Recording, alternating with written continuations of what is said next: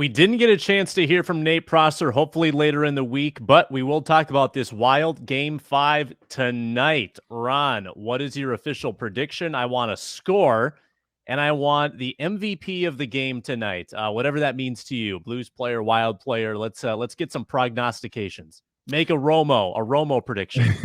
Well, they're going to be at home, so I think they're going to bring the juice. I was there. I was able to witness it. I wish I can go tonight. For those that are wondering, I am not able to. Now, again, it might be a last minute, like, whoa, I pulled a rabbit out of my hat. But my daughter has a softball game that doesn't start. Her second game won't start till like 6:15 or I think 7:30, and then 7:30 to like 9. So dumb. But that's kind of the schedule we're in right now. Hopefully we can 10-run rule them in the first game and get the second game started earlier. But hey, that's the schedule they set. So my daughter's older now, so we're playing by the older kids' schedule. So that's our not getting home till 9:30. After a 9 o'clock finish, getting the kids in bed and shower, calling a sitter, like, I'll just have to catch it. I'll catch the early game on my phone during her game. Between innings, I'll be able to watch that. And then, I'll check it out. But this is my prediction. I think the Wild win 4-2. I think Kirill Kaprizov, along with Fleury, if Fleury's between the pipes, that's going to be your two MVPs. I think Kirill is primed. He already had a hat trick. He already loves the home ice. The fans are behind him. Now, the Blues know he had a hat trick, so that's the problem. There's going to be some added focus to this. The Wild know they got out physicaled in that Game 3. They still lost in Game 4. They kind of, just skated, as Brandon Molesky brought up with us on Monday. So when you look at the way that, the team is going to possibly play, I think that's Fiala has to stay on the ice. They have to stay out of the box, but I think 4-2. Every game has been 3 or more goals so far. I think this one gets a little closer, a little bit more of a nail biter, maybe 3-2, and then there's going to be maybe a empty netter to go 4-2 because they're trying to press the issue to score that, that tying goal to force it in overtime. Please no overtime. I don't have time to be up for 60 more minutes because they're in triple overtime and they just can't score. These guys are bent over. The good thing we know, though, is Kirill Kaprizov has lungs like a fish. And so, I'm going to have to keep my eye on that. The double duty shifts he might have to do tonight. The fact that he's not going to come off maybe with his line mates because he's in better shape. He's younger. He skates, he can skate in a minute, 30 seconds. Unlike some guys at 45 seconds and they're killed over. So it'll be interesting to see what those line changes. They could take advantage of some tired players on the travel. But yeah, 4-2 Wild. I was going to predict overtime, Ron. Sorry. I sense that this is going to be the nail biter. I think we've had 4 blowouts. Tonight's going to be 2-2, going to overtime, and Kevin Fiala will break out of his slump and get the game-winning goal for the Wild. I hope 4-2 or up 2-2, and then there's 2 quick ones at the end. Just put it out of reach. A little empty netter at the very end. Yep. Yeah, let's put it out. The New York Giants cut cornerback James Bradberry, 28-year-old corner, widely regarded as being a pretty good player. Mm-hmm. And they cut him to save some cash. So it got me thinking, would the Vikings still have use for another cornerback on this roster like Bradberry, or do you think they are set at that position? I do think so. There's the thing. I think they're set, but this is also why. You look at what Bradberry was worth to the Giants. He signed a $43.5 million deal over 3 years in 2020. So you got 2020, 2021, he played it. This was the 3rd year of that deal. They were trying to find a trade partner. So I'm pretty sure, everybody knew the Vikings wanted a corner. I'm pretty sure their GM was on the phone with the Vikings as well.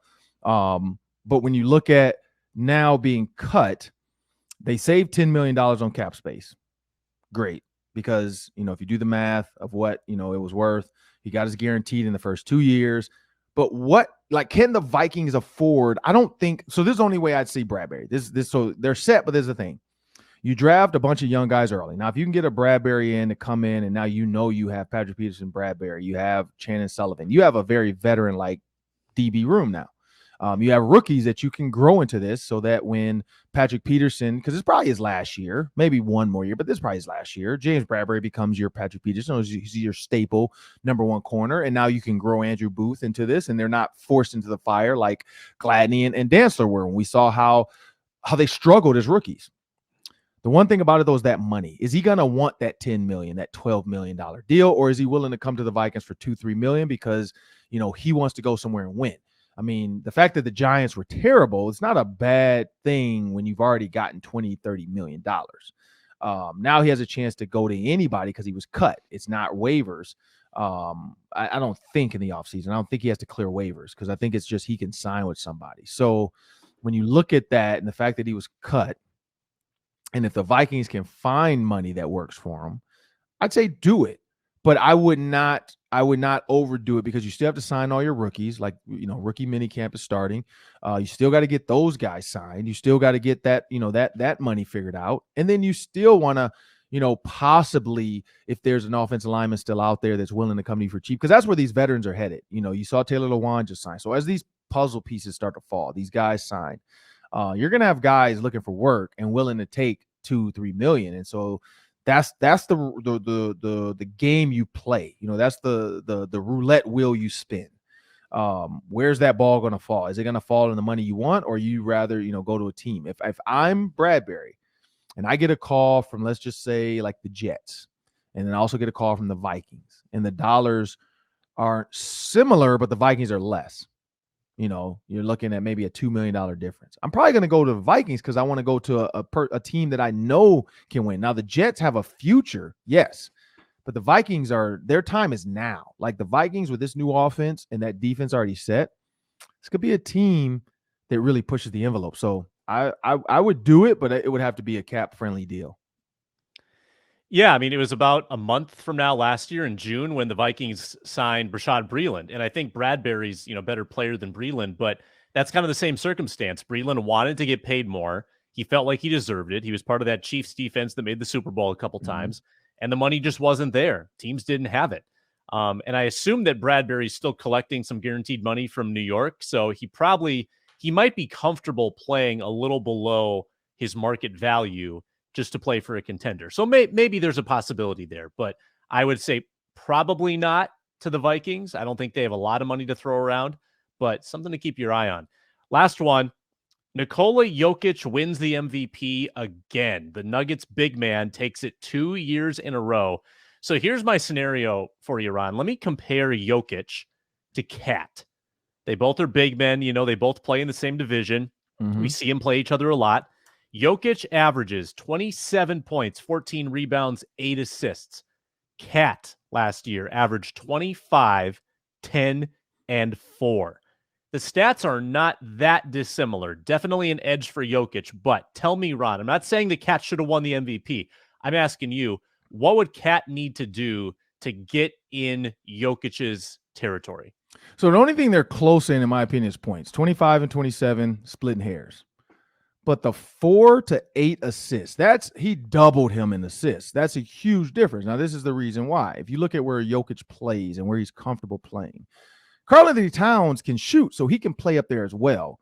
But Jokic lives up there. Like, he's a passer. They I think they try to say he's one of the best passing big men. So instead of Karl-Anthony Towns trying to own this, like, I'm the best shooting big man in NBA history, just be the best player. Like, be the overall player. Like, pass the ball more. He has to get his vision. So when you think about the double teams that start coming late in the playoffs, he has to be able to see that open guy. And so, like, I equate it to pickup basketball. When I played pickup basketball yesterday, same thing was happening. As the game got tighter, guys started trying to double team me. We were setting picks. Guys don't want to leave me alone. I was finding the open guy. Now, whether they were making a layup or not, that's not my problem. But I was finding the open guy. Every time I had a double team, I'm trying to look underneath the basket. I'm kicking it out to the shooter. Karl-Anthony Towns has to work on that, like the vision. And the vision is just being able to scan the room like RoboCop. And, the minute you feel green, go. You can't hesitate and, like, reevaluate. Like, was that green? Is he open? Is it? You just go. And you're going to have some turnovers in that just going mode, but that's the point. Like, you're more than not, you're going to get better and better at it. And then it's going to force people to not be able to W. That's why Jokic gets those open in lane, like, jump hooks. And he has that one-on-one matchup because they know, like, hey, if we leave my guy, he's going to find him and pass it. Whereas Cat, teams aren't scared of the pass. They're not scared of that secondary pass from Cat to a guy that's going to really finish. Jared Vanderbilt, a bunch, was underneath the basket. Cat could have dumped it down. So I think what Cat has to do, one, he has to will his team to win. That's kind of the key. Jokic plays on a team that you don't say like, oh man, the Nuggets are like, oh man, they have a bunch of killers. It's like the Celtics, or it's like the Sixers with Joel Embiid and Harden, or the Nets with KD and Kyrie. Like Jokic doesn't have that. Karl-Anthony Towns has that now with Anthony Edwards. So how does he improve it? You got to start giving it to your guy. Like you got to run pick and pops. You got to run pick and drops, pick and rolls. Like you got to do it all with him. Whereas, you're using your body as a screen. If they're trailing, you dump it and you give Anthony Edwards, one of the most athletic men in the NBA, a chance to just have a full run at the lane to dunk it, like Ja Morant. And Adams. You look at Adams, that dude does nothing on the court. He gives you no points or nothing, but he's gonna scrap, he's gonna set picks, he's gonna get rebounds, he's gonna kick it to Ja. That's what Karl-Anthony Towns has to do. He has to be a winner too. Like you gotta have sustainable winning playoff runs, so that your name now is seen. Even though the Nuggets haven't won, they continue to be there. They're always right in that mix. And so I think that's the key, is that the Timberwolves have to be consistent. And I think that's the next step for Karl. Yeah, I mean, I just think Karl has to be more comfortable in the post, because Jokic does a lot of his damage rebounding and passing from the block, where he's there to get offensive rebounds. And when he's got the ball on the block, everyone, kind of sucks down into the paint. He holds the ball up like this where no one can reach it, like a bully on the playground. He's got the ball. Hey, you can't have it. And then he throws it to the perimeter and opens up shooters. Cat doesn't do a lot of that. He's operating on the perimeter. So that's the big difference, I think, is just being comfortable on all parts of the floor.